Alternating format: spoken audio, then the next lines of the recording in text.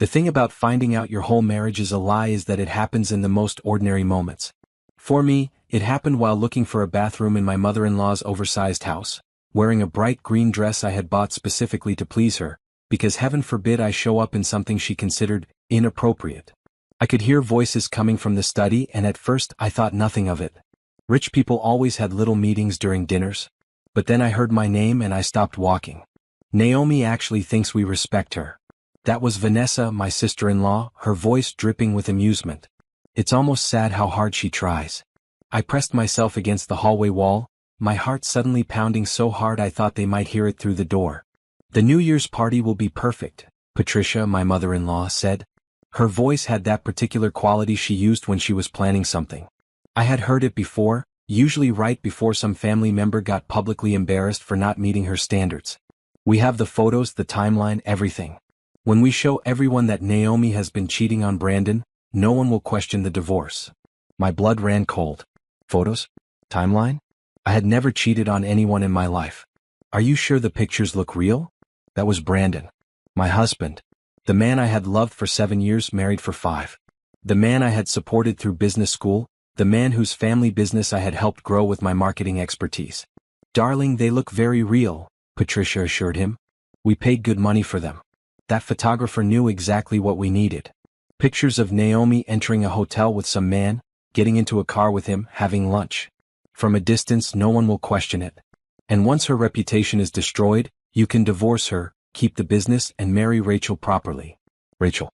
The name hit me like a physical blow. Rachel from Brandon's office. The woman he claimed was just a colleague. The woman he had been texting at all hours, taking phone calls about in the middle of the night, having business dinners, with 3 times a week. I still think we should just tell her to leave, Brandon said. He sounded bored, like they were discussing what to have for dinner, not plotting to destroy someone's life. All this seems like a lot of work. Brandon, use your brain for once, Vanessa snapped. If you just divorce her, she gets half of everything. If we prove she cheated, she gets nothing. And everyone in our social circle will ostracize her. She will be ruined. That's what she deserves for thinking she could ever really be part of this family. What did we ever see in her? Patricia mused. I mean, I know you thought she was pretty, Brandon, but really, she is so ordinary. Rachel comes from a good family. She understands our world. I had heard enough.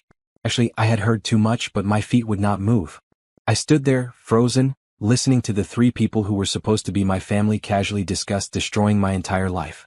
The worst part was not even the fake evidence or the planned humiliation. It was how easy it was for them. How little they cared. Mother, the party is in 2 weeks, Brandon said. You are sure everything will be ready? Positive. We will reveal everything at midnight. I have already prepared the presentation. Everyone who matters will be there. By the time the night is over, Naomi will be so humiliated she will probably leave town. And then you and Rachel can finally be together properly. Good, Brandon said. I am tired of sneaking around. Rachel is getting impatient. They laughed then, all 3 of them, and something inside me shattered. Not my heart exactly. That would come later. Right then, what broke was whatever part of me had been trying so hard to fit into this family, to be good enough, to earn their respect. I walked back to the dining room on autopilot. The dinner table was full of Brandon's extended family, all dressed in expensive clothes, all wearing fake smiles.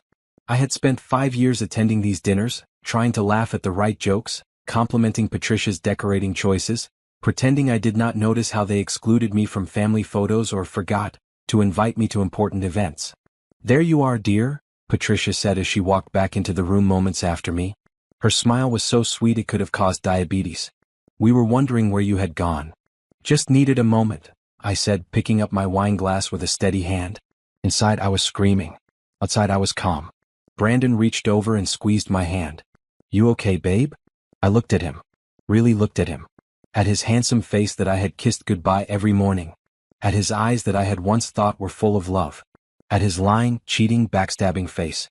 I am fine, I said, smiling. Actually, I am better than fine. I just realized something important. What's that? He asked, not really caring about the answer. That I have been wasting my time, I said. But not anymore. He laughed, thinking I was making a joke. You are weird sometimes, you know that? Yeah, I said softly. I know. I made it through the rest of dinner. I laughed at Patricia's boring stories. I complimented Vanessa's new haircut even though it looked terrible. I played the perfect daughter-in-law one last time.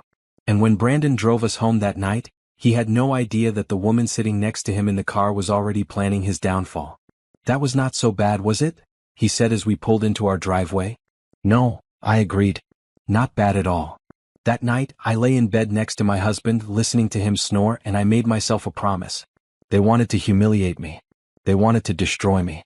They wanted to take everything I had worked for and throw me away like garbage. Well, two could play that game. But I was going to play it better. By the time I was done, Brandon and his family would wish they had just let me walk away quietly. Because if they thought I was going to roll over and let them ruin me, they did not know me at all. I spent 7 years being the nice girl. The understanding wife. The woman who swallowed her pride and accepted their subtle insults with a smile. That woman died tonight in Patricia's hallway. The woman who would wake up tomorrow had a very different plan. And it started with 3 words I kept repeating in my head like a mantra. Gather the evidence. The morning after the dinner, I woke up with absolute clarity. Brandon was already gone for his early meeting, which I now realized probably meant he was with Rachel. That gave me time to start investigating. I began with his laptop. Brandon was not particularly careful with his passwords. He used the same one for everything. His mother's birthday combined with the year they founded the family business. It took me less than 5 minutes to get into his email. What I found there made my stomach turn.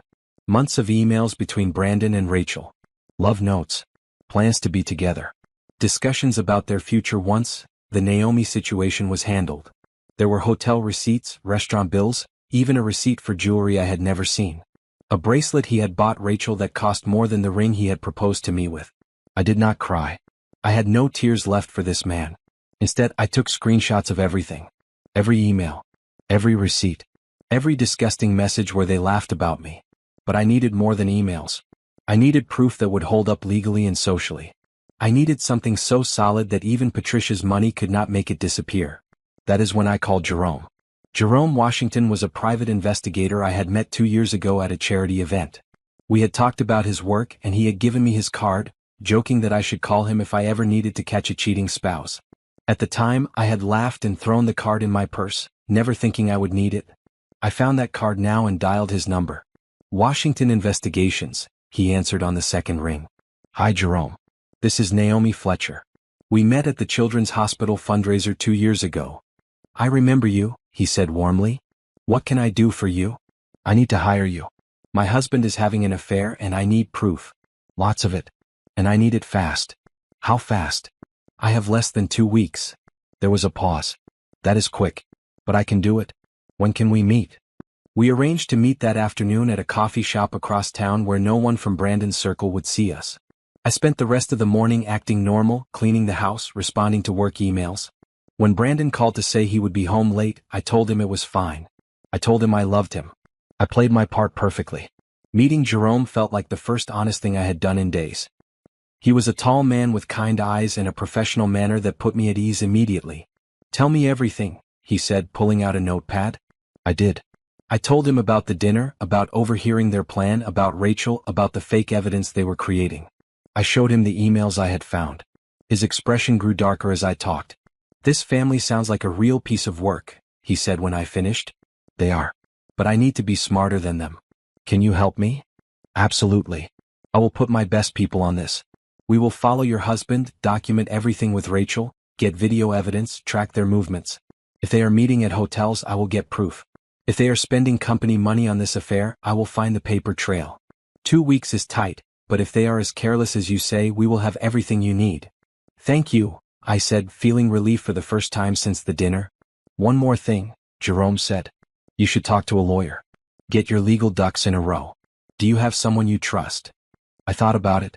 Most of the lawyers I knew were connected to Brandon's family somehow. But then I remembered Simone. Simone Carter and I had been friends in college. She had gone to law school, specialized in family law, and now ran her own practice. We had lost touch over the years, mainly because Patricia had disapproved of my inappropriate friendships, and I had been stupid enough to let her isolate me. I called Simone that evening from my car, parked at a grocery store where I was supposedly picking up ingredients for dinner. "Naomi?" Simone's voice was surprised but happy. "Oh my God, it has been forever." "I know. I am sorry I have been such a terrible friend." "Don't apologize. What's going on? You sound stressed. I need a divorce lawyer. A really good one. And I need someone I can trust completely. The happiness left her voice, replaced by professional concern. Tell me everything. I did. Just like with Jerome, I laid it all out. The affair, the planned humiliation, the fake evidence, everything. Those absolute monsters, Simone said when I finished. Okay, here is what we are going to do. First, do not let on that you know anything. Keep playing the devoted wife. Second, gather every financial document you can find. Bank statements, business records, tax returns, everything. Third, start moving your personal assets to a separate account. Open one in your name only at a different bank. Can I do that legally? If it is your money, absolutely. Do you work? I do marketing for the family business. I helped grow it significantly over the past 5 years. Good. That means you are entitled to compensation for your contribution. Do you have documentation of your work? Yes. Emails, reports, campaign results. I saved everything. Perfect. Send me copies of all of it. We are going to make sure you get everything you deserve. And Naomi? Yeah. You're going to be okay. Better than okay. You are going to come out of this strong. For the first time since that terrible dinner, I felt something like hope. Over the next week, I became a different person. During the day, I was the same Naomi everyone expected. I smiled at Brandon. I went to work. I had lunch with Vanessa where she pretended to be my friend while probably plotting my destruction. I attended a charity event with Patricia and acted grateful for her including me. But at night, I was someone else. I was a woman gathering evidence. I copied financial records while Brandon slept. I met with Jerome to review the photos and videos his team was collecting. Brandon and Rachel were not careful at all. They met at the same hotel every Tuesday and Thursday. They had lunch together almost daily. There were hundreds of photos now, clear evidence of an ongoing affair. I also met with Simone, who helped me understand my legal rights. Because I had contributed significantly to the business, I was entitled to a portion of its value. Because Brandon was having an affair, I would likely get a favorable divorce settlement. Because they were planning to defame me with false evidence, I potentially had grounds for a lawsuit. But I do not want to sue them, I told Simone. I just want to expose them and walk away. That's your choice, she said. But at least you know your options. I also did something else. I started planning my exit from their world completely. I reached out to former colleagues and clients, quietly putting together a plan to start my own marketing consulting business. I looked at apartments. I opened new bank accounts and started transferring money. I organized all my personal belongings in my mind, figuring out what I would take and what I would leave behind. Everything was falling into place. A week before the New Year's party, Jerome called me with an update. We have everything, he said. Videos, photos, financial records showing misuse of company funds for the affair, phone records, everything. This evidence is solid. Good, I said. Because I am going to need it. That same day, I met with a tech specialist named Darius that Jerome had recommended. Darius was a young guy with impressive skills and a love for justice. So you want to put together a presentation? He asked. Yes. A video presentation that shows everything. The affair, the evidence, the timeline. I want it to be clear and undeniable. Can you do that? Can I do that? Lady, I can make this thing look like a Netflix documentary. When do you need it? New Year's Eve. He grinned. This is going to be good. Planning revenge is like planning a wedding, I realized. Both require attention to detail, perfect timing, and making sure every element works together. The difference is that one celebrates love and the other buries it. I spent every spare moment over the next few days perfecting my plan. Darius worked on the video presentation, weaving together all the evidence Jerome had gathered. Phone records showing thousands of calls between Brandon and Rachel. Photos of them kissing outside hotels. Videos of them holding hands at restaurants. Financial documents showing Brandon had been using company money to pay for their affair. But the video also included something else. Audio recordings. Jerome had managed to bug Brandon's car, completely legal since I was technically co-owner of the vehicle. The recordings were devastating. Brandon and Rachel discussing their future together. Brandon complaining about me, calling me boring and clingy. Rachel laughing about how I had no idea what was happening. Them discussing the plan to humiliate me at the party, with Brandon expressing zero guilt about destroying my reputation with lies. This is going to ruin them, Darius said, showing me the rough cut. Are you sure you want to go this hard? They were planning to ruin me with fake evidence, I said. I am just using the truth. He nodded approvingly. Fair enough. When do you want this delivered? I will let you know. I need to figure out the perfect moment. I also worked with Simone on the legal documents. She prepared divorce papers, citing adultery and requesting a fair division of assets including my share of the business I had helped build. She also prepared a resignation letter from the family business and documentation showing exactly how much value I had added over the years. These numbers are impressive, Simone said, reviewing my work portfolio. You basically tripled their revenue through your marketing campaigns. I know. And they think they can just push me out and keep everything. Not happening. With this documentation and the evidence of Brandon's affair, you have a strong case. But the legal victory was not enough for me. I wanted them to feel what I felt that night in Patricia's hallway. I wanted them humiliated in front of everyone who mattered to them. I wanted them exposed. So I planned the perfect delivery. I ordered a large, beautiful gift box, the kind you see at expensive stores. Deep blue with silver ribbon. Inside, I placed individual folders for each family member. Patricia's folder contained evidence of how she had orchestrated the fake evidence plot, including emails to the photographer she had hired. Vanessa's folder showed how she had been embezzling small amounts from the family business for years, something I had discovered while gathering financial records. Brandon's folder was the thickest, containing everything about his affair and financial misconduct. But I also included something else. A flash drive containing the full video presentation, labeled "The Truth About Brandon Fletcher." The final touch was a letter. Not emotional or angry. Just factual and cold. By the time you read this, everyone you know has seen the evidence of who you really are. You tried to destroy me with lies. I am destroying you with truth. Enjoy the rest of your lives. I did not sign it.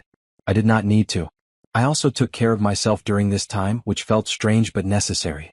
I went shopping and bought clothes for my new life. Bright colors that I loved but had stopped wearing because Patricia said they were too bold. A beautiful red dress for the party itself. A green pantsuit for my first day at my new business. A blue dress just because I loved it. I got my hair done, treating myself to the expensive salon I usually avoided. I bought new shoes. I opened a separate credit card that Brandon did not know about. I slowly moved my things to a storage unit, taking only items that truly mattered to me. Photo albums from before I met Brandon. My college diploma. My grandmother's jewelry. Everything else could stay. One evening, while Brandon was at another late meeting, I sat in our living room and really looked at it. This house had never felt like home. Patricia had decorated it, choosing every piece of furniture, every paint color. I had tried to add personal touches, but somehow they always disappeared or got replaced during her visits. Good. I would not miss this place. I called my mother that night. Lorraine Thompson had never liked Brandon or his family, though she had been too polite to say it directly. But I had seen it in her eyes every time they dismissed something I said or made a subtle jab at my background. "Mom," I said when she answered. "I need to tell you something." "What's wrong, baby?" I told her everything. Unlike when I told Jerome and Simone, this time I cried. Because this was my mother, and with her I did not have to be strong. "Oh, Naomi," she said softly. "I'm so sorry. But I am also proud of you." "Proud of me?" "Yes. Because you are not letting them break you. You are fighting back. That takes courage." "I'm scared, Mom. What if the plan does not work? What if everyone sides with them?" "Baby, anyone who sides with them after seeing the truth is not worth having in your life anyway. You are about to find out who your real friends are. And I promise you, your father and I and Kenneth, we are on your side no matter what." Speaking of Kenneth, my brother called me the next day. Mom had clearly told him everything.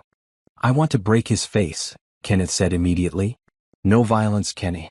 That is not the plan." "Fine. But I want to be there. At the party. Someone from your real family should be there to support you. You will not be invited." "I do not care. I will crash it if I have to. You are not doing this alone." His support meant everything. I had spent so long trying to fit into Brandon's world that I had neglected my own family. That would change.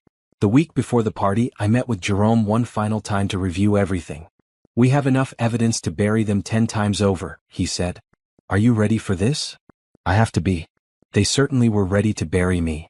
True. One thing though. You need to be prepared for the fallout. This is going to get messy. I know. But I am done being the one who gets hurt while they walk away clean. Good. Then let's do this. I paid Jerome in full for his work, along with a generous bonus.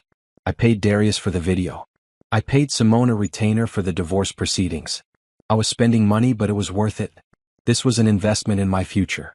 Christmas came and went in a blur. I had to sit through Christmas Eve dinner at Patricia's house, watching them all pretend to care about me while knowing they were counting down to my planned destruction.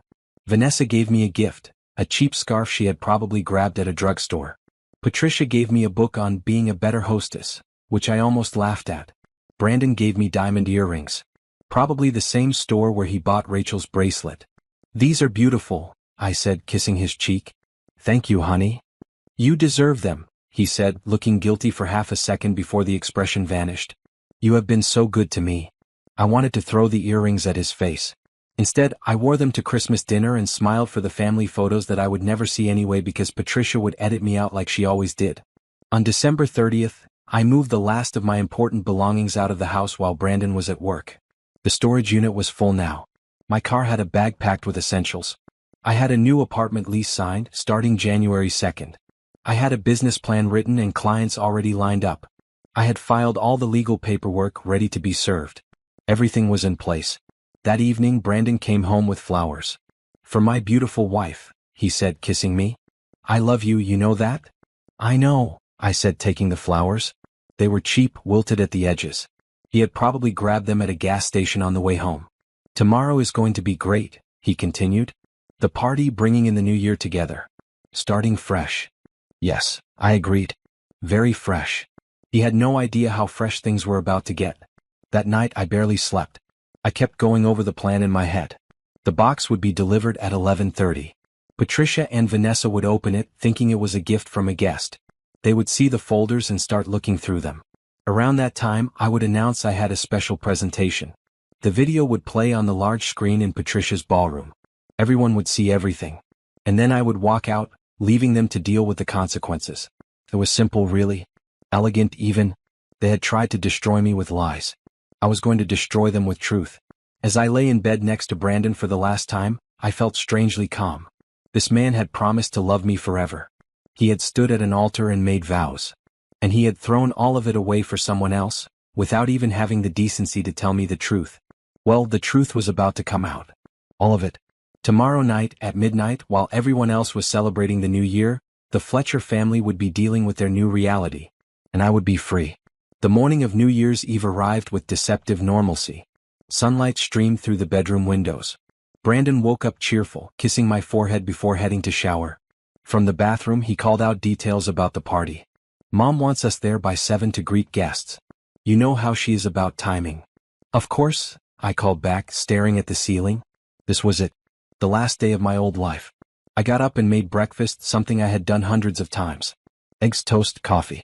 Brandon came down wearing a nice suit, already dressed for the day. He had meetings, he said. Last-minute business before the holiday. I nodded and smiled and watched him eat, wondering how someone could look so normal while being so terrible. "You seem quiet," he said, looking up from his phone. "Just thinking about tonight." "Nervous? Do not be. It is just another one of Mom's parties. Just another party. Right. Except this one would end with his entire world falling apart." After he left, I took a long bath. I needed to center myself, to prepare mentally for what was coming. The plan was solid. Jerome had confirmed the box would be delivered at exactly 11:30. Darius had the video ready to play, accessible from my phone. Simone had the divorce papers prepared for delivery first thing January 2nd. My family was ready too. Mom and Kenneth would not be at the party, but they would be waiting at a hotel nearby, ready to pick me up when I walked out. I had already given them a key to my new apartment. They had stocked it with basics so I would not have to worry about anything for a few days. Everything was arranged. I spent the afternoon getting ready slowly, deliberately. I did my makeup carefully, focusing on looking strong and beautiful. Not for Brandon or his family, but for myself. I needed to feel powerful tonight. The red dress fit perfectly. Bright, bold, impossible to ignore. I had chosen it specifically because Patricia hated when I wore red.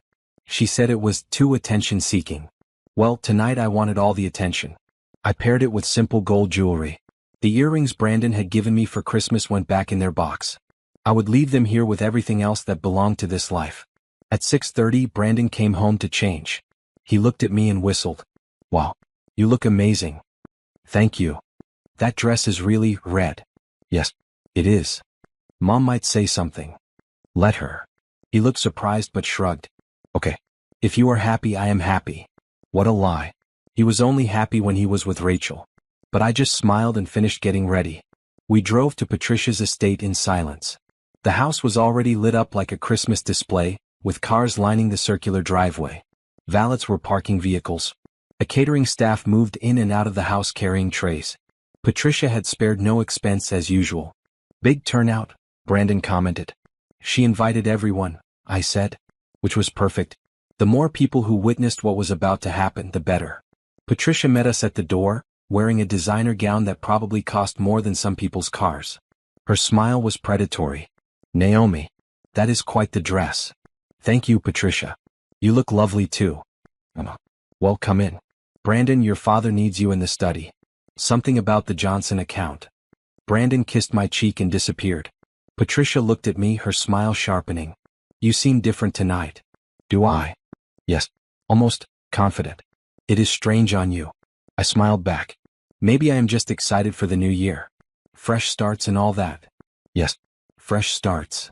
Her eyes glittered. She thought she knew what was coming. She thought tonight would end with me humiliated and broken. She had no idea. Vanessa found me near the bar, wearing a sequin dress that was trying too hard. Naomi. Glad you could make it. As if I had a choice. Would not miss it. This year is going to be so different, she said, sipping her champagne. I can just feel it. Big changes coming. You have no idea, I said. She laughed, thinking I was making small talk.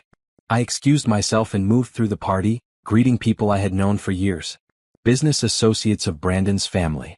Society friends of Patricia's.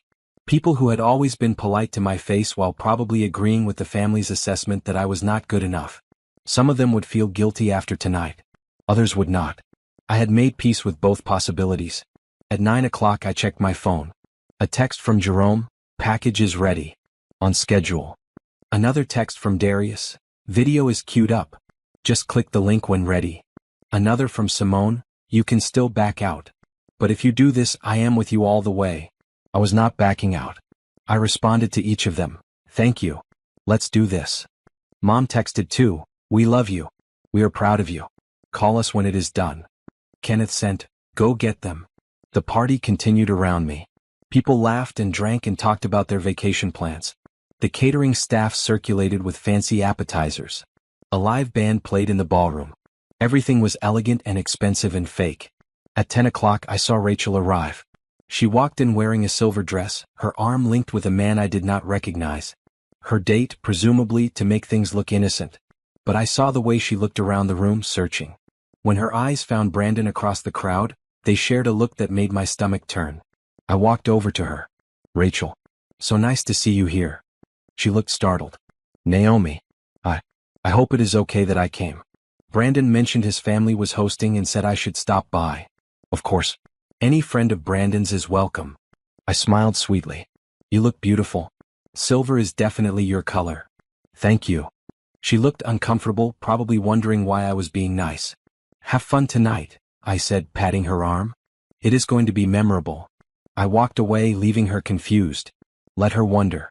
At 11, Patricia called for everyone's attention. The moment I had been dreading and anticipating in equal measure. Thank you all for coming to celebrate with us tonight, she announced from the center of the ballroom. As we prepare to ring in the new year, the Fletcher family wants to thank you for your friendship and support. We have some exciting announcements to make at midnight. People applauded politely. I saw Vanessa smirking. Brandon looked nervous but determined. This was when they planned to show their fake evidence, to destroy me in front of everyone. But I was about to ruin their plan. At 11:15 I excused myself to the bathroom. Really, I went outside to call Jerome. Is the package in place? Being delivered to the front door right now. Staff will bring it in. Perfect. At 11:20, I watched as staff members carried in a large blue box with silver ribbon. Patricia looked curious. This was not part of her plan. What is that? She asked a staff member. A delivery, ma'am. Special gift for the party. Instructions say to open it before midnight. Patricia looked pleased, probably thinking a guest had sent something lavish. Well, bring it here. Vanessa, help me open it. This was it. I moved to a position where I could see everything but also be near the exit. My heart was pounding but my hands were steady. Years of practicing calm in the face of their criticism had prepared me for this. Patricia and Vanessa tore off the ribbon and opened the box. I watched their faces as they saw what was inside. The folders. The labels. The flash drive. Patricia's face went white. Vanessa actually gasped. What? Patricia started, pulling out Brandon's folder. She opened it and I saw the exact moment she realized what she was looking at. Photos of Brandon and Rachel. Phone records. Hotel receipts. Vanessa grabbed her own folder and went pale as she saw the embezzlement evidence. Brandon pushed through the crowd. Mom, what is going on? She held up a photo. Him and Rachel kissing. Even from across the room I could see his face drain of color. The crowd had gone quiet, sensing drama. This was my moment. I walked to the center of the room, pulling out my phone. I can explain, I said loudly. I sent that gift. I thought it was time everyone knew the truth. Every eye in the ballroom turned to me. The band stopped playing. Conversations died mid-sentence. The only sound was the soft clink of champagne glasses as people set them down, sensing something important was about to happen. Patricia recovered first, her face transforming from shock to fury. Naomi, what is this nonsense? It is not nonsense. It is the truth. I kept my voice steady and clear. You see, I found out something interesting 2 weeks ago. At your Christmas dinner, actually. While I was looking for the bathroom, I overheard you, Vanessa, and Brandon planning to humiliate me tonight. You created fake evidence of me cheating. You were going to show it at midnight and destroy my reputation. Gasps rippled through the crowd. People started murmuring. That is ridiculous, Patricia said, but her voice wavered. Is it? Should I play the recording? I held up my phone. I have audio of you discussing the photographer you hired to create fake pictures of me. The whole plan is documented. Brandon stepped forward. Naomi, you are confused. We were not. Do not, I said sharply. Do not lie to me anymore. I know everything, Brandon. About Rachel. About the affair you have been having for 6 months. About how you used company money to take her on trips. About how you plan to divorce me and keep everything after destroying my reputation with lies. Rachel, standing near the back, looked like she wanted to disappear into the floor. I have proof, I continued. Photos, videos, phone records, financial documents. All of it is in those folders. All of it is real. Unlike the fake evidence you created of me. Vanessa tried to interrupt. You have no right to. I have every right. You tried to destroy my life. I am simply showing everyone who you really are. And Vanessa, before you say anything else, maybe explain to your mother why there is evidence of you embezzling from the family business in your folder. Vanessa's face went scarlet. Patricia turned to her daughter. What is she talking about? I can explain. Vanessa started. I'm sure you can. But first, let me show everyone the video. I clicked the link on my phone. The large screen in the ballroom, which Patricia had set up for her planned humiliation of me, flickered to life. Darius had outdone himself. The video started with a title card, The Truth About the Fletcher Family. Then it began. Photos of Brandon and Rachel together, time-stamped and dated. Video footage of them at restaurants holding hands, kissing. Audio recordings of their phone conversations, discussing their relationship and laughing about me. The ballroom was dead silent except for the audio from the video. I watched faces in the crowd change from confusion to shock to disgust. Some people looked at Brandon with contempt. Others looked at Rachel, who had tears streaming down her face. The video showed financial records next. Company funds used for hotel rooms. Expensive gifts purchased with business accounts. A clear paper trail of Brandon misusing family business money for his affair. Then came the recordings from the Christmas dinner. Patricia's voice, cold and calculating, discussing the fake evidence plan. Vanessa agreeing enthusiastically. Brandon going along with it, complaining about me, saying he could not wait to be rid of me. By the time the video ended, several people had left. Others stood frozen, staring at the screen or at the Fletcher family. Patricia tried to salvage the situation. This is some kind of mistake. Naomi has clearly doctored these. Nothing is doctored, I said calmly. Everything in that video is real and verified. I have a private investigator and a lawyer who can confirm it. I also have backup copies in multiple locations, so do not try to make this disappear with your money and connections. I looked at Brandon. He was staring at me like he did not recognize me. Good. Because I did not recognize him either. You know what hurts the most? I said loud enough for everyone to hear. Not that you cheated. Not even that you fell out of love with me. It is that you were too much of a coward to just tell me the truth. You would rather destroy me publicly, humiliate me in front of everyone we know, than just be honest. Naomi, he started, but I held up my hand. I do not want to hear it. I do not want your apologies or explanations. I wanted you all to feel what I felt that night when I overheard your plan. Betrayed. Humiliated. Exposed. I turned to address the whole room. I'm sorry you all had to witness this. But the Fletcher family was planning to do the same thing to me with lies. I am just using the truth. I pulled out an envelope from my purse. Brandon, consider yourself served. These are divorce papers. My lawyer will be in touch. I want my fair share of the business I helped build, and I want out of this family. I handed him the envelope. He took it automatically, still in shock. Patricia, Vanessa, I have nothing to say to you. You never wanted me in this family anyway. Now you do not have to pretend anymore. I looked at Rachel, who was crying openly now. And you can have him. Good luck. When he gets bored of you, he will do the same thing to you that he did to me. Men who cheat with you will cheat on you.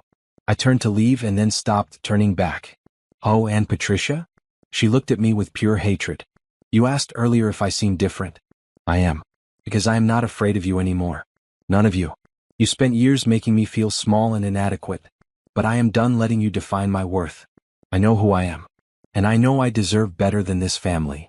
I walked toward the exit. The crowd parted for me like the Red Sea. Some people looked sympathetic. A few women gave me slight nods of approval. Most just stared.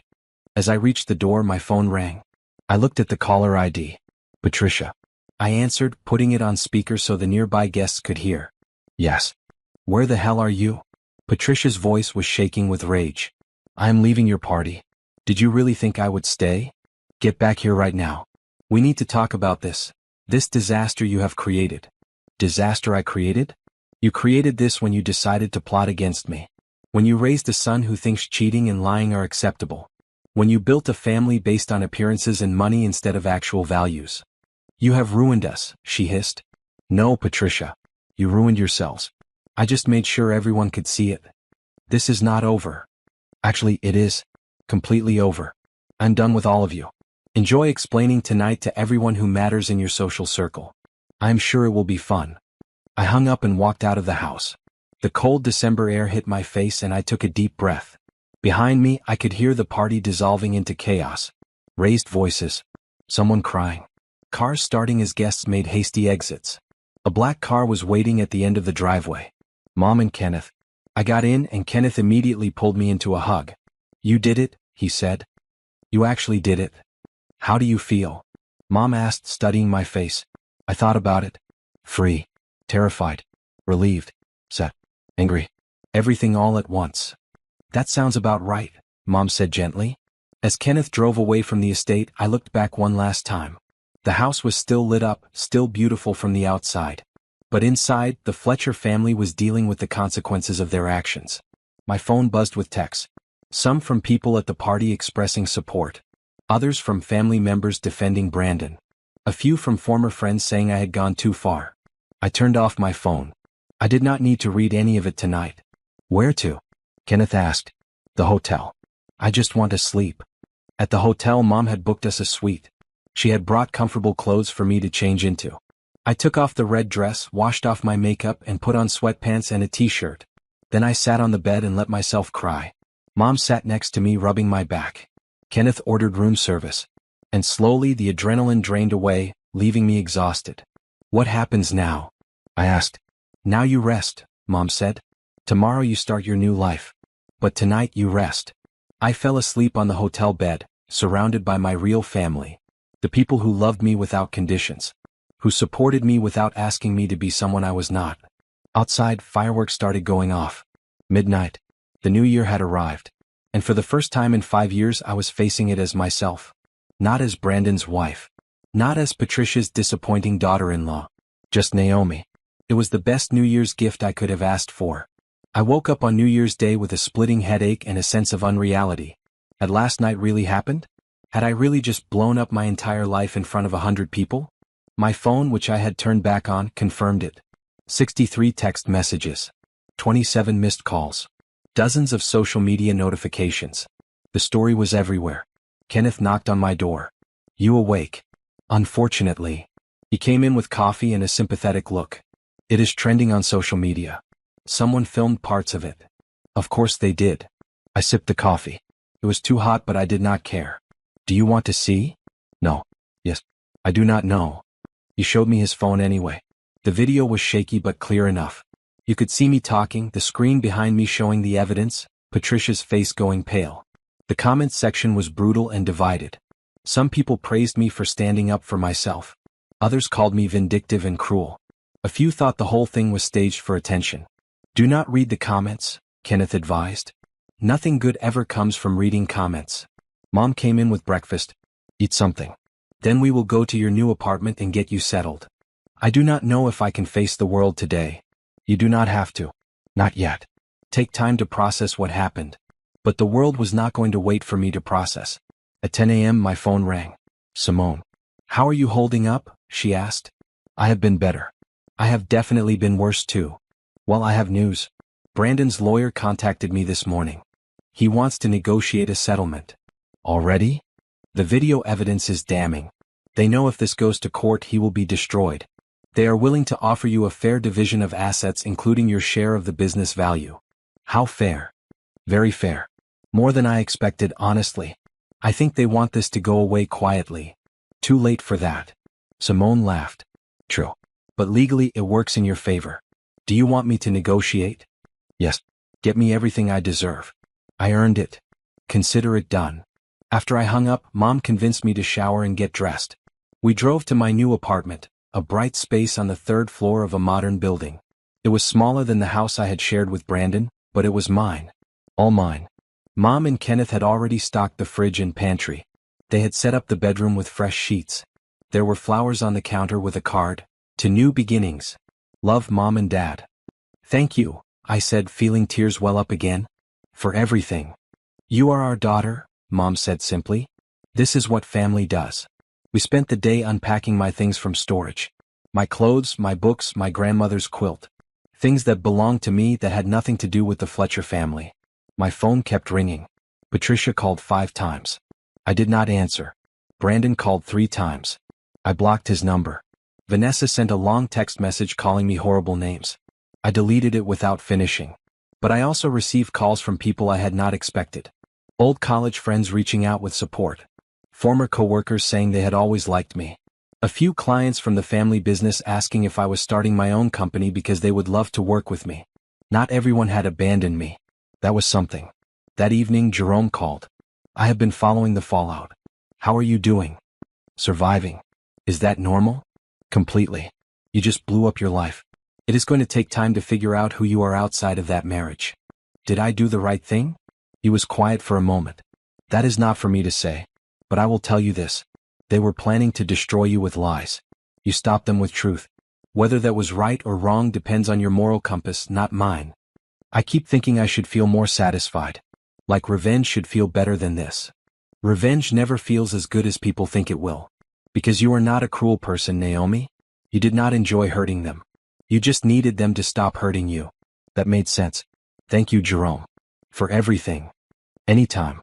And hey, if you ever need investigative work for that consulting business I hear you are starting, give me a call. After hanging up, I made myself dinner in my new kitchen. Just pasta and sauce, nothing fancy. But it was mine. I cooked it. I chose what to eat and when. Such small freedoms. Such important ones. Day 2 post-explosion brought more consequences. News outlets picked up the story. Not major news, but local gossip columns and social media influencers. Local socialite family scandal, one headline read. Wife exposes cheating husband at New Year's party, said another. My name was everywhere. Photos of me in that red dress walking out of the party. Speculation about what would happen to the Fletcher family business. Commentary on whether I had gone too far. I tried not to read it, but it was impossible to completely avoid. Simone called with updates on the divorce. They are being very cooperative. Suspiciously cooperative, actually. What do you mean? I think they are terrified you will sue them for defamation over the fake evidence plot. So they are giving you what you want in hopes you will go away quietly. Will I sue them? Do you want to? I thought about it. More legal battles. More publicity. More time spent thinking about them instead of moving forward. No. I just want to be done. Then we will finalize the divorce as quickly as possible. You will get your settlement. They will get their privacy back. Everyone moves on. Sounds perfect. Over the next few days I started building my new life in earnest. I registered my business officially. I created a website. I reached out to potential clients. I joined a gym near my apartment. I bought plants for my living room. Small steps. But they added up. A week after the party, I received a letter. Not from Brandon or his family, but from Rachel. I almost threw it away without reading it. But curiosity won. Naomi, it began. I do not expect you to forgive me. I know what I did was wrong. I know I helped hurt you. I'm not writing to make excuses. I just wanted you to know that Brandon and I are over. After that night, I realized I did not really know him at all. The man who could plot to destroy his wife like that is not someone I want to be with. You were right about what you said. If he did it to you, he would do it to me. I'm sorry for my part in your pain. I hope you find happiness. Rachel. I read it twice. Then I threw it away. Her guilt was not my problem. Her regrets were not my concern. She made her choices. Now she had to live with them. Just like I had to live with mine. By day 10, the public interest had mostly died down. People moved on to the next scandal. My phone stopped ringing constantly. The text messages slowed to a trickle. In the quiet, I could finally hear myself think. Had I done the right thing? I still did not know. But I knew I had done the honest thing. I had refused to be destroyed by lies. I had fought back with truth. That had to count for something. 2 weeks after the party, I met with Simone to sign the final divorce papers. We sat in her office, documents spread across her desk, and I felt strangely calm. This is it, Simone said. Once you sign these, the marriage is officially over pending the judge's approval, which is a formality at this point. How much am I getting? Half the value of the house which you are waiving your right to live in. A lump sum payment of $600,000 representing your share of the business growth during your marriage. Your retirement accounts remain yours. The car in your name is yours. He keeps his car and his personal accounts. $600,000 was a lot of money. More than I had ever had at once. But it also represented 5 years of my life.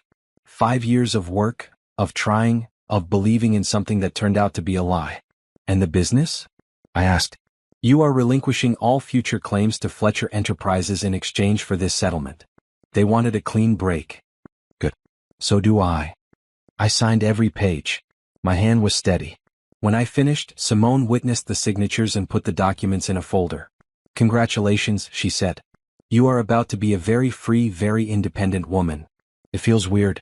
5 years ago, I thought I was signing papers that would tie me to him forever. Now I am signing papers to undo all of that. That is life sometimes. Things do not go how we plan. We went to lunch after, celebrating in a low-key way. Simone told me about her own divorce years ago, how hard it had been but also how liberating. You will look back on this someday and realize it was the best thing that could have happened, she said. I know that sounds impossible right now. It really does. But trust me, you are going to build something amazing from this. I can already tell. That afternoon, I met with my first official client for my new consulting business.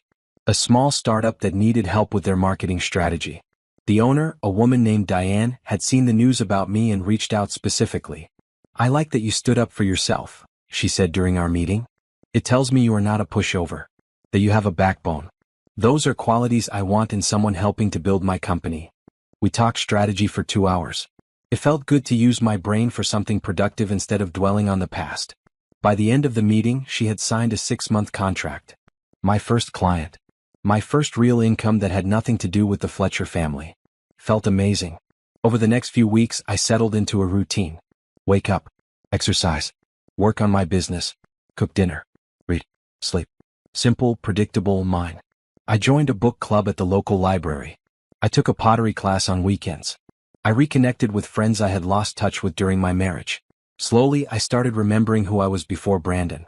The woman who loved art museums and terrible reality TV.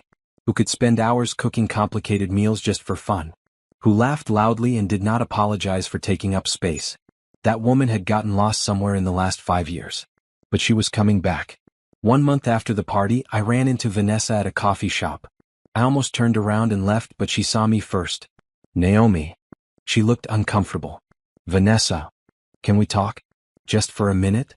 I almost said no. But curiosity won. Fine. 1 minute. We sat at a corner table. She looked tired, older somehow. I wanted to apologize, she said. For which part? Planning to humiliate me? Embezzling from your family business? Or just generally being terrible? She flinched. All of it. I know you have no reason to forgive me.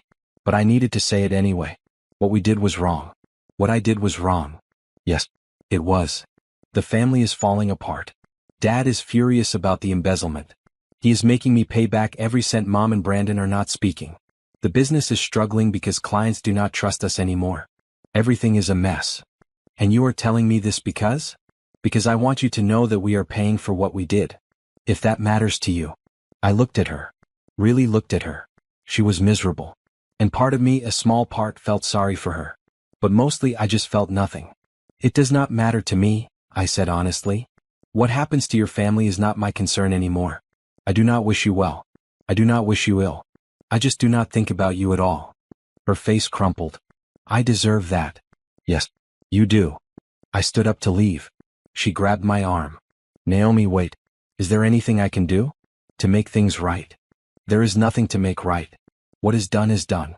We all move forward from here. Can you at least tell me that you are okay? That would help somehow. I pulled my arm away gently. I am better than okay, Vanessa. I am free. That is more than I ever was in your family. I left her sitting there and walked out into the sunshine. My phone buzzed. A new client inquiry. Another opportunity. Life was moving forward whether the Fletcher family came with it or not. By the end of February, my business was doing well. I had 5 regular clients and several project-based contracts. The money was not quite matching what I had made at Fletcher Enterprises yet, but it was growing. More importantly, I was happy. Really, genuinely happy for the first time in years. I woke up excited about my day. I went to bed satisfied with what I had accomplished. I laughed more. I worried less. I stopped checking social media to see what people were saying about me. The divorce was finalized in early March. I received the notification by email. Just like that, 5 years of marriage were legally over. I took myself out to dinner that night. A nice restaurant, my favorite food, a bottle of good wine. I sat alone at a table for 2 and realized I was not lonely. I was just alone. And there was a big difference. Celebrating something? The waiter asked when he brought dessert. Yes, I said, smiling. My independence. He grinned. That is worth celebrating for sure. When I got home that night, I stood in my apartment and looked around. It was not fancy like the house with Brandon had been. But it was peaceful. It was honest. It was real. And it was all mine. I had no idea what the future would bring. Maybe I would meet someone new someday. Maybe I would stay single. Maybe my business would become huge. Maybe it would stay small and manageable. But whatever happened, it would be on my terms. Nobody would manipulate me again. Nobody would make me feel small again. Nobody would take away my voice again. I had learned the hard way that sometimes the people who claim to love you are the ones who hurt you most. But I had also learned that I was strong enough to walk away. Strong enough to rebuild. Strong enough to start over. The Fletcher family had tried to break me. Instead, they had freed me. And that, I realized, was the best revenge of all. Spring arrived slowly, then all at once.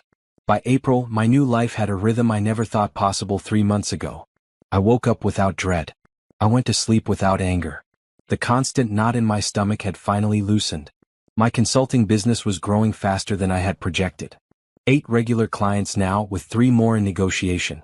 Word had spread that I was good at what I did, and more importantly, that I was trustworthy. People who had watched the Fletcher family scandal play out seemed to respect that I had handled it with evidence and truth rather than just spite. One morning, I got a call from an unfamiliar number. I almost did not answer, but something made me pick up. Naomi Thompson? A woman's voice. Yes. My name is Margaret Chin. I am the CEO of Brightside Marketing. I have been following your work, and I would like to discuss a potential partnership. Brightside Marketing was one of the biggest firms in the city. I had dreamed of working with them once, years ago, before Brandon convinced me that joining his family business was a better opportunity. I am listening, I said, trying to keep my voice professional despite my racing heart. Your approach to brand authenticity is exactly what we have been looking for. I would like you to come in and meet with our team. We are looking for a senior consultant, someone who can lead our authenticity division. The position would be part-time to start, allowing you to maintain your own clients. But there is potential for it to grow into something more. We scheduled a meeting for the following week. After hanging up, I sat at my kitchen table and let it sink in. 6 months ago, I was overheard my in-laws planning to destroy me. Now, I was being recruited by one of the top firms in my field. Life had a funny way of working out. The meeting with Brightside went even better than I hoped. Margaret was sharp and direct, exactly my kind of person. She laid out the position clearly. We need someone who understands that authenticity cannot be faked, she said. Someone who knows how to help companies find their genuine voice. Based on your portfolio and your reputation, you are that person. My reputation? I asked carefully. She smiled. You mean the scandal? Naomi, let me be blunt. What happened at that party showed you have integrity. You could have taken the easy route, let them destroy you quietly and walked away with nothing. Instead, you fought back with truth. That is the kind of person we want representing our firm. I accepted the position on the spot. That night, I called Mom to tell her the news. I am so proud of you, baby, she said, and I could hear tears in her voice. Look at you building this amazing career. I could not have done it without you and Dad and Kenneth. You kept me sane through everything. That is what family is for. The real kind of family. In May, something unexpected happened. I was at a coffee shop working on a presentation when someone approached my table. Naomi? I looked up to see Brandon's father, Richard Fletcher. I had not seen him since the party. He looked older, more worn than I remembered. Mr. Fletcher. Can I sit? Just for a moment. I gestured to the empty chair. If you must. He sat down heavily. I owe you an apology. You owe me several, actually. Yes, I do. He was quiet for a moment. I did not know about their plan to humiliate you. Patricia, Vanessa, Brandon. They kept it from me. When I found out what they had done, what they had been planning to do, I was horrified. And yet you are still with them. Patricia is my wife. Brandon is my son. I cannot just walk away from family. I did. He nodded slowly. You did. And I do not blame you. They treated you terribly. I treated you terribly by allowing it. Why are you telling me this? Because you deserved better. Because I should have stood up for you and I did not. Because my family's behavior was inexcusable. He pulled out an envelope. This is a personal check. Not from the business. From me. Consider it a belated acknowledgement of how much value you added to our company and our family. I did not open it. I do not want your money, Mr. Fletcher. I got what I was owed in the settlement. Then donate it. Use it for your business. I do not care. I just need you to know that not everyone in that family was comfortable with what happened. But you did not stop it. No, I did not. And I will regret that. He stood up to leave, then paused. Brandon is miserable if it matters. The affair with Rachel ended badly. His reputation is damaged. He comes to work and goes home. That is his whole life now. It does not matter, I said honestly. His life is not my concern anymore. I suppose not. For what it is worth, Naomi, I always liked you. I wish I had shown it better. After he left, I opened the envelope. The check was for $100,000. I stared at it for a long time, then folded it back up. I would cash it, I decided. Not because I needed it, but because it was an acknowledgement. Then I would donate half to a women's shelter and use the other half to expand my business. Money from the Fletcher family put to good use helping other women escape bad situations. That seemed fitting. June brought more growth. My partnership with Brightside was thriving. My independent client list was full.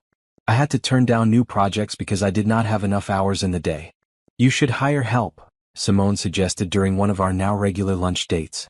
I am thinking about it. Maybe an assistant to start. Look at you becoming a boss. Who would have thought? We laughed and I realized how much had changed. 6 months ago I was planning revenge. Now I was planning expansion. I hired an assistant in July. A recent graduate named Tina who was eager and smart and reminded me of myself at that age. Teaching her, mentoring her, felt good. It felt like building something that mattered. My apartment started to feel like home. I had decorated it exactly how I wanted. Bright colors, plants everywhere, art on the walls that I had chosen. No Patricia to criticize my choices. No Brandon to veto my decisions. Just me making my space my own. I dated a little, nothing serious. A few dinners, a couple of movies. It was nice to remember that not all men were like Brandon. But I was not ready for anything serious. Maybe I never would be. And that was okay too. One evening in August, my doorbell rang unexpectedly. I opened it to find a delivery person with a huge bouquet of flowers. Naomi Thompson? That is me. These are for you. I took the flowers, confused. The card read, "Thank you for everything. Your honesty changed my life. Rachel." I stared at the card for a long moment, then threw the flowers in the trash. I did not need her gratitude or her attempts at redemption. Some bridges were meant to stay burned. By September, I realized I had not thought about the Fletcher family in weeks. Not with anger, not with sadness, not at all. They had become background noise in my history, not the main story of my life. That felt like progress. The year was turning out nothing like I had planned 12 months ago. But it was turning out better than I could have imagined when I stood in Patricia's hallway, listening to them plot my destruction. I had survived. More than that, I had thrived. And the best part? I had done it on my own terms with my own strength, building something real and honest and mine. The revenge I had planned had been immediate and satisfying. But this life I was building was the real payback. Living well. Being happy. Moving forward. That was the ultimate victory. By October, almost a full year had passed since that terrible Christmas dinner. I marked the anniversary by taking myself on a trip to Hawaii, something I had always wanted to do but never did because Brandon preferred mountain vacations and Patricia insisted family trips were more appropriate than romantic getaways. Now I was going alone. And it felt perfect. I spent a week in Maui, staying at a small beachfront hotel. I woke up early to watch sunrises over the ocean. I spent days hiking and snorkeling and exploring. I ate what I wanted when I wanted. I read books on the beach. I took surfing lessons and fell off the board 100 times and laughed about it. Nobody knew me there. Nobody knew my story. I was just Naomi, a woman on vacation. One evening, I sat at a beachside bar watching the sunset. A woman about my age sat down next to me and ordered a drink. "Beautiful, is not it?" she said, gesturing at the orange and pink sky. "Gorgeous. Are you here alone?" "Yes. First solo vacation." She smiled. "Me too. Divorced 6 months ago. Decided I needed to prove to myself I could do things alone." We talked for hours. Her name was Jennifer, and her story was different from mine but similar in the ways that mattered. A marriage that stopped working. A difficult split. The struggle to rebuild. "Do you miss it?" she asked. "Being married?" I thought about it. No. I miss who I thought he was. But that person did not exist. So really, I do not miss anything real. That is a healthy way to look at it. It took me a while to get here. We exchanged numbers before the night ended, promising to stay in touch. And surprisingly, we did. Jennifer became one of my closest friends, someone who understood the journey from married to independent. When I returned from Hawaii, I felt renewed. I had proven to myself that I could be happy alone. That I could enjoy my own company. That I did not need someone else to make my life complete. November brought unexpected news. Richard Fletcher had stepped down as CEO of Fletcher Enterprises. The official reason was retirement, but rumors suggested the family scandals had hurt the business too much. Brandon had taken over, but from what I heard through industry connections, he was struggling. I felt nothing about it. Not satisfaction, not pity, nothing. They were strangers now, people I used to know in another life. My business continued to grow. I hired a second assistant and a part-time graphic designer. We moved into a small office space, nothing fancy but professional. Tina had turned out to be invaluable, handling details I did not have time for and bringing fresh ideas to client projects. "I love working here," she told me one day. "You actually listen to me. My last boss never did." Of course I listen. Good ideas come from everywhere. Not everyone thinks like that. It made me realize how much Patricia and Brandon had never listened to me. How many ideas I had shared that were dismissed or ignored. How much of myself I had silenced trying to fit their expectations. Never again. December arrived, and with it came the 1-year anniversary of the New Year's Eve party. I thought about marking it somehow but decided against it. That night had been about ending something. This year was about celebrating what I had built since. Instead, I planned my own party. A small gathering at my apartment with real friends. Mom and Dad. Kenneth and his girlfriend. Simone and her partner. Jerome and his wife. Diane from my first client meeting. Tina and a few other colleagues. Jennifer, who flew in from California. We ate good food and drank wine and laughed until my sides hurt. At midnight, we toasted to new beginnings. To Naomi, Mom said, raising her glass. Who showed us all what strength looks like. To facing hard truths, Simone added. To starting over, Jennifer said. To living authentically, I finished. We clinked glasses and I looked around at these people. My real people. The ones who had supported me, believed in me, stayed with me through the hardest year of my life. This was family. Not blood or marriage certificates. Just love and respect and genuine care. After everyone left, I stood on my balcony looking at the city lights. 1 year ago, I had been planning revenge. Tonight, I was celebrating freedom. The revenge had been satisfying, yes. Watching the Fletcher family face consequences for their actions had felt good. But this life I was living now was so much better than any revenge could ever be. I had my own business, my own home, my own friends, my own choices. I had myself back. My phone buzzed. A text from an unknown number. Naomi, this is Brandon. I know you probably do not want to hear from me, but I needed to say I am sorry. For everything. You deserved better. I hope you are happy. I mean that. I read it twice, then deleted it without responding. Some apologies come too late. Some bridges are meant to stay burned. Some chapters need to stay closed. I was not interested in his guilt or his growth or his regrets. I was interested in my future. And that future was bright. The next morning, I woke up to an email from a major magazine. They wanted to interview me about building a business after personal crisis. About authenticity in marketing. About starting over. I agreed to do it with one condition. I would not discuss the Fletcher family scandal in detail. I would focus on moving forward, not looking back. The interview ran in January. The headline read, Naomi Thompson on building success from scratch. The article focused on my business philosophy, my approach to authentic marketing, my thoughts on resilience. The Fletcher situation was mentioned in one paragraph as a difficult divorce that led to a career change. That was it, because that was all it deserved. One paragraph in the story of my life, not the whole narrative. The magazine feature brought more business, more opportunities, more growth. By February, I was making more money than I ever had at Fletcher Enterprises. My client list was impressive. My reputation was solid. My team was growing. I bought a house in March. Not a mansion like Patricia's, but a beautiful 3-bedroom home with a yard and big windows and a kitchen made for cooking. I painted the walls bright colors. I planted a garden. I hung art I loved. It was mine. All mine. No one could take it from me. Mom and Dad came to visit for the housewarming. Kenneth helped me set up furniture. Friends brought food and wine and laughter. Standing in my living room, surrounded by people I loved in a home I had chosen, I felt completely content. You did it, Kenneth said, hugging me. You really did it. We did it. I could not have done this without family. Real family, he corrected. The only kind that matters. That night, after everyone left, I sat in my backyard under the stars. I thought about where I had been a year and a half ago. Trapped in a marriage to someone who did not love me. Surrounded by people who did not respect me. Losing myself trying to be good enough for people who would never value me. Now I was free. Successful. Happy. Myself. The journey had been painful. The divorce had been messy. The public scandal had been humiliating at times. But I would do it all again in a heartbeat. Because the alternative was staying trapped in that life, slowly disappearing until there was nothing left of me. I had chosen truth over comfort. Honesty over acceptance. Freedom over security. And it had been worth it. 1 year and 3 months after the New Year's Eve scandal, I was invited to speak at a women's business conference. The topic, building success after setback. I almost declined. Public speaking made me nervous and talking about personal struggles felt exposing. But Simone convinced me.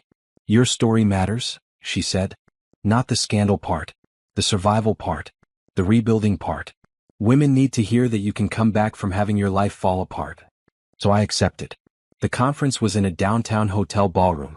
200 women in business, all looking for inspiration and guidance.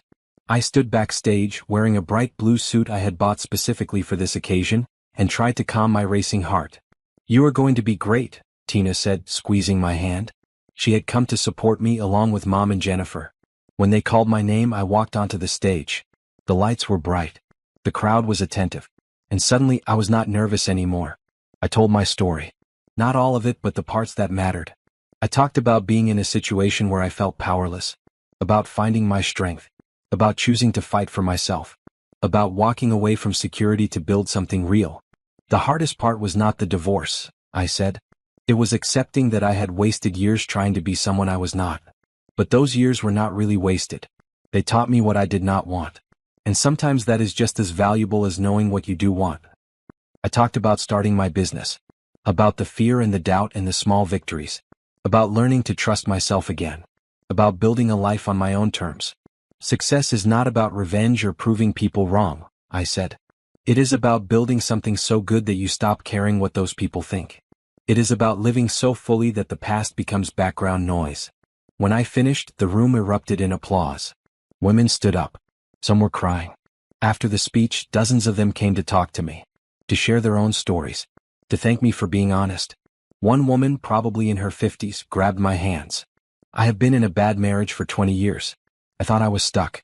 But you just showed me I am not. Thank you."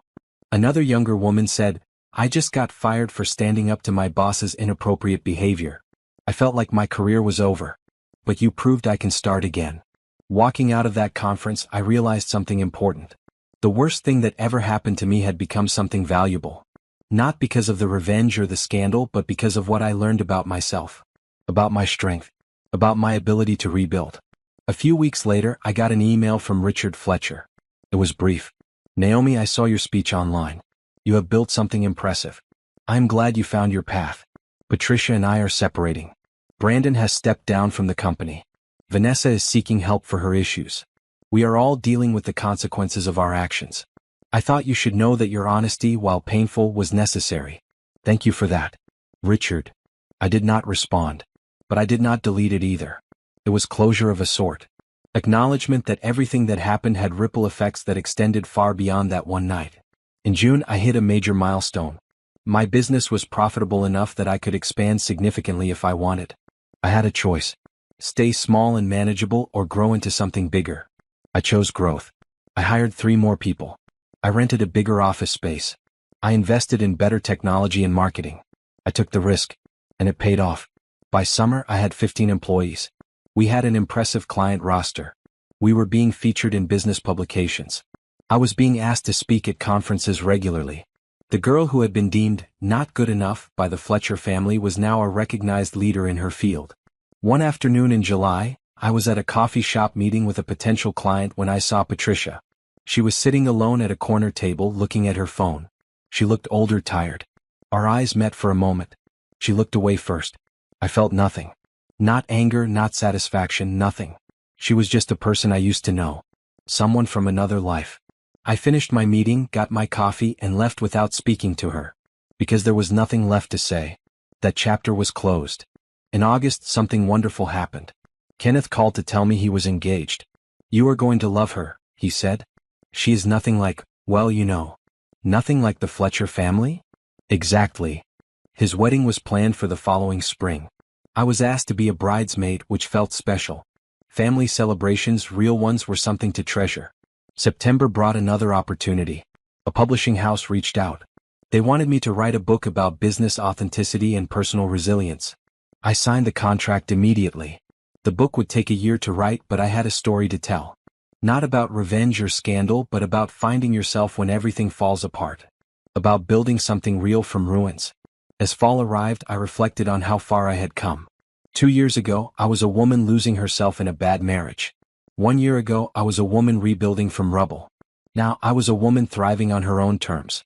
The Fletcher family had tried to break me. Instead, they had freed me. They had pushed me out of their world and forced me to build my own. And my world was beautiful.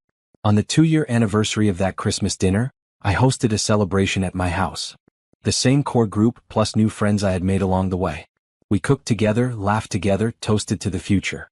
2 years, Simone said. Can you believe it? Honestly, no.